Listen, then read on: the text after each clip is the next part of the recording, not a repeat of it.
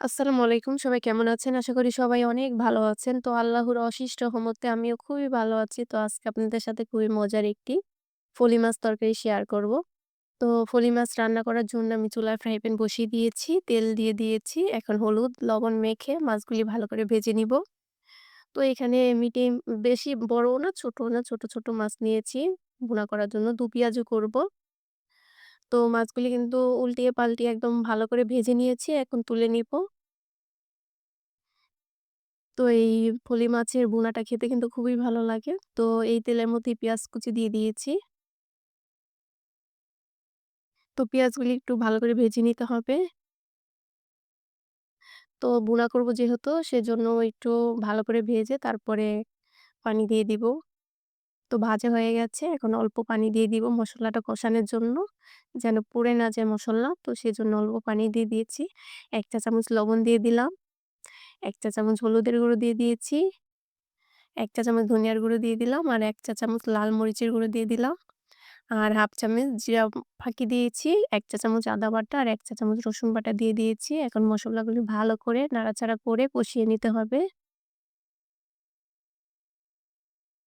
তো একদম তেল ওঠা পর্যন্ত অপেক্ষা করতে হবে। ভালো করে নাড়াচাড়া করে কষিয়ে নিতে হবে। তো মসলাটা কিন্তু একদম কষানো হয়ে গেছে, কালারটা চেঞ্জ হয়ে গেছে আর তেল উঠে গেছে দেখতেই পারছেন। এখন পানি দিয়ে দিব। ভুনা করব যেহেতু। তো মাছগুলি তো ভাজাই ছিল আর মসলাও কষানো ছিল। বেশি তো পানি দেওয়ার দরকার নেই। আর এটাতে অতটা তো ঝোল রাখবো না। মাখা, মাখা ঝোল রাখবো। মাছ যেহেতু বেশি বড় না, ছোট, ছোট মাছের ভুনা তো বেশি পাতলা ঝোলটা কিন্তু ভালো লাগবে না। তো মাছগুলি দিয়ে দিলাম।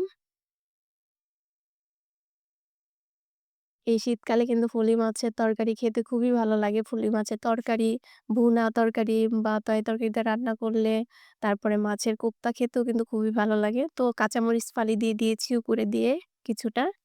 আর আমি কিন্তু আপনাদেরকে ছবি শেয়ার করেছিলাম ফলি মাছের কোপ্তার। তো নেক্সট এ আমি ফলি মাছের কোপ্তার ভিডিও আপনাদের সাথে শেয়ার করব। তো ফলি মাছের কোপ্তাটাও কিন্তু খেতে খুবই ভালো লাগে। আর এই মাছ সব ধরনের তরকারি দিয়েও ভালো লাগে, ভুনা ভালো লাগে।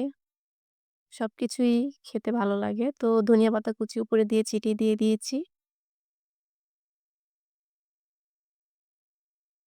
আর কোপ্তাটাও কিন্তু খেতে আরো বেশি ভালো লাগে। তো ধনিয়া পাতা কুচি দিয়ে আর কিছুক্ষণ নাড়াচাড়া করে নিতে হবে ভালো করে। তো বেশি পানি রাখবো না, একদম পানি শুকিয়ে ফেলবো। তেল যখন ভাসা, ভাসা হয়ে যাবে তখন নামিয়ে ফেলতে হবে। তো নামানোর আগ দিয়ে ধনিয়া পাতা কুচি দিয়ে দিয়েছি আর ভাজা জিরার গুঁড়ো দিয়ে দিলাম। নামানোর আগ দিয়ে ভাজা জিরার গুঁড়ো দিবেন তাহলে তরকারির টেস্টটা কিন্তু আরো বেশি ভালো হয়। তো একদম কিন্তু পানি শুকিয়ে গেছে, তেল উঠে গেছে দেখতে পারছেন, কালারটাও চেঞ্জ হয়ে গেছে। আর ভুনা তরকারিটা দেখতে যতটা সুন্দর হয়েছে খেতে কিন্তু আরো বেশি ভালো হয়েছে। তো এভাবে করে আমার রেসিপি ফলো করে বাসায় একবার হলেও ট্রাই করবেন। আর আমার রেসিপি যদি ভালো লাগে তাহলে অবশ্যই লাইক করবেন, কমেন্ট করবেন, শেয়ার করবেন আর আমার পেজে ফলো করে দিবেন। সবাই ভালো থাকবেন। আল্লাহ হাফেজ।